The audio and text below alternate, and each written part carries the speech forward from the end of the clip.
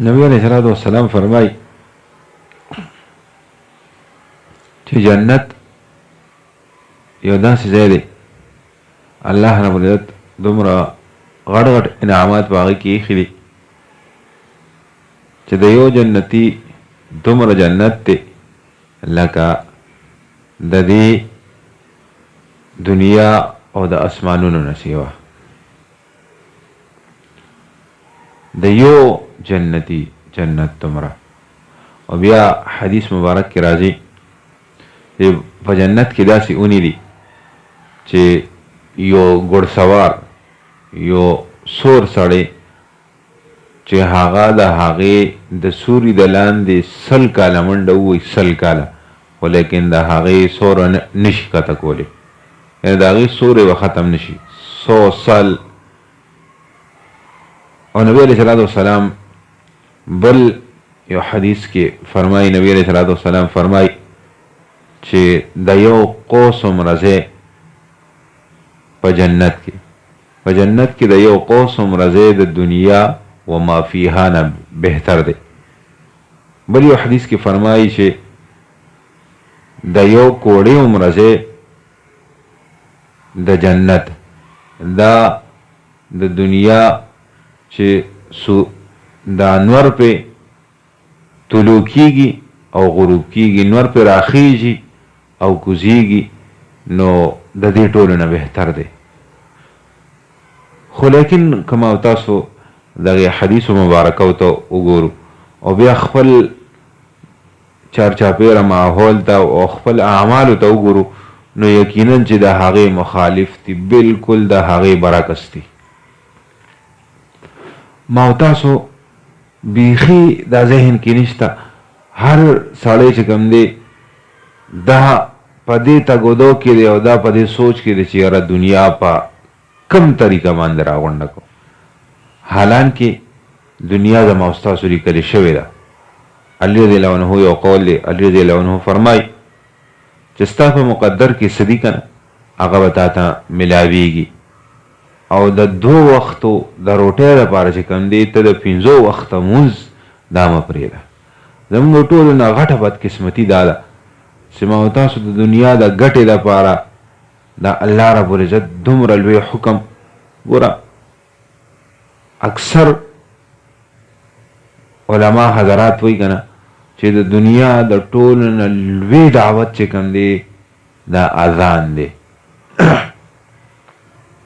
کماله یو خان یو نواب دعوت راکړي که نه نو د هغه دعوتنامه او د هغه دعوت چې کوم دی ما ته یو ډېر لوی احساس ښکاري چې مې رماله پلانکي نواب صاحب او پلانکي خان صاحب دعوت راکړی دی خو لیکن چېرته ما دا سوچ کړی دی چې ماله نن د دې کائناتو رب چې دا ټول کائنات دا ټول مخلوقات یې پیدا کړي دي هغه ما ته 15 پیرې اعلان وکړو 15 پیرې راله دعوت راکړو چې حي علی الصلاة حي علی الصلاة حي علی الفلاح حي علی الفلاح د مانځه ځای ته راشئ د مانځه ځای ته راشئ د کامیابۍ او د فلاح ځای ته راشئ.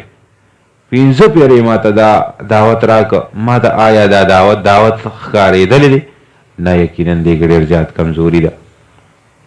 ما تاسو د خپل تقدیر نه مخکې تلل غواړو نه شو تللی که زه هر څومره تګودو وکړې چې کوم زما په مقدر کې دي کوم زما په قسمت کې دي هغه به ما ته میلاویږي.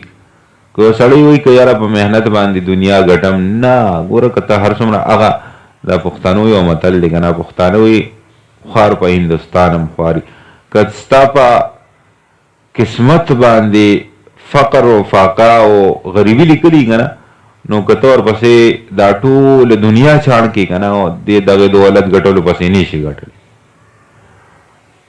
یو ډېره زبردسته واقعه د علي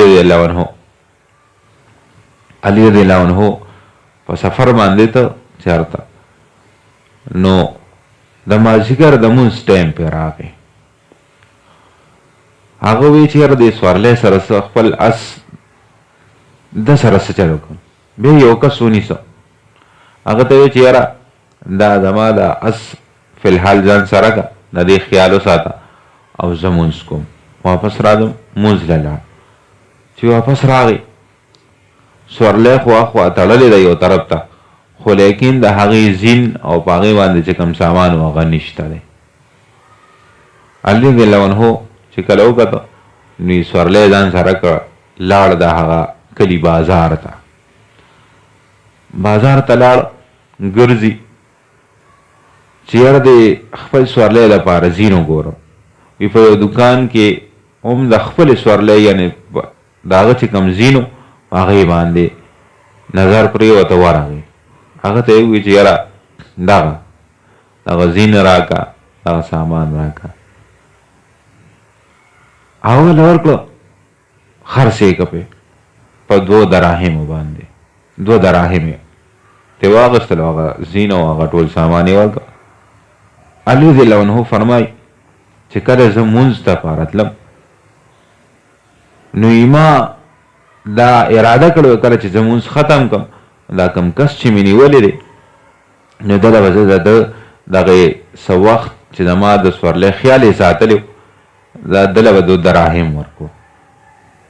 خو لیکن هغه صبر ونه کړی شو، لږ ټایم دپاره یې صبر ونه کړ او هغې په غلطه طریقه باندې واخیسته.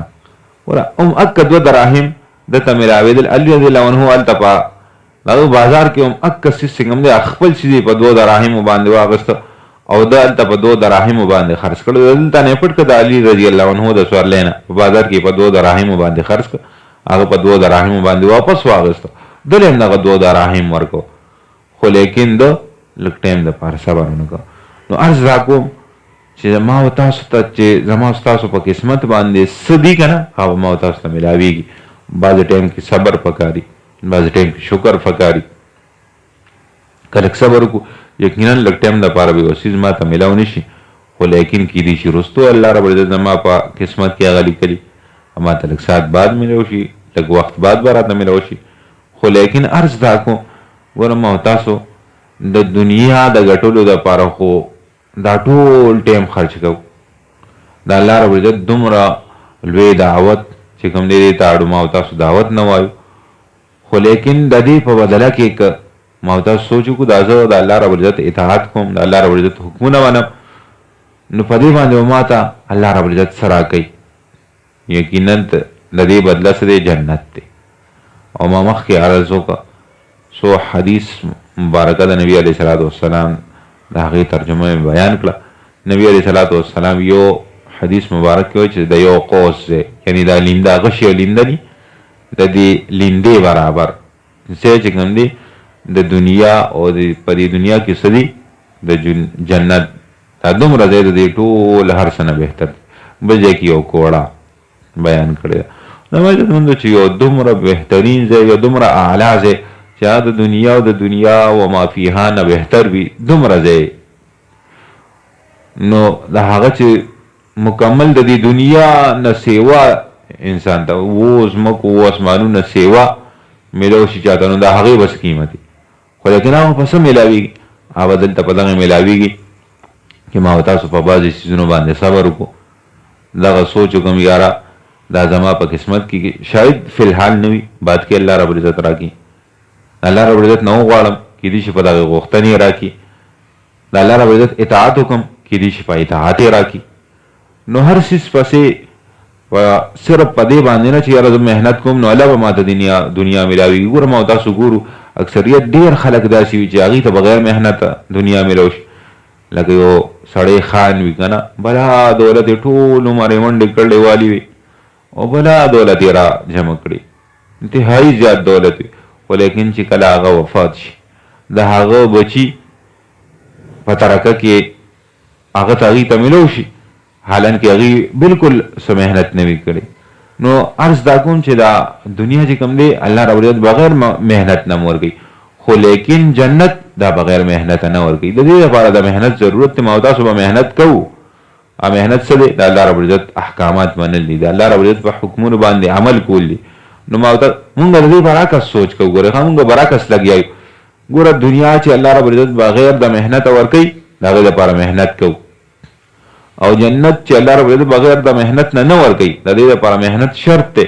د الله رب العزت احکامات منل شرط دي، د الله رب العزت حکمونه منل شرط دي.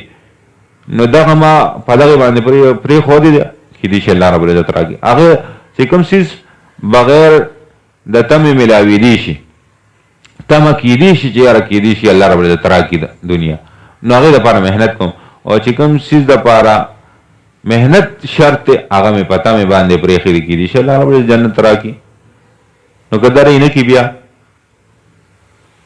نو عرض دا کوم چې زما استاد څومره مهنت دي چې دا د آخرت لپاره شي هر عمل دا د آخرت لپاره شي الله رب العزت عمل کول آسان کړي او آخرت دعوانا الحمدلله رب العالمین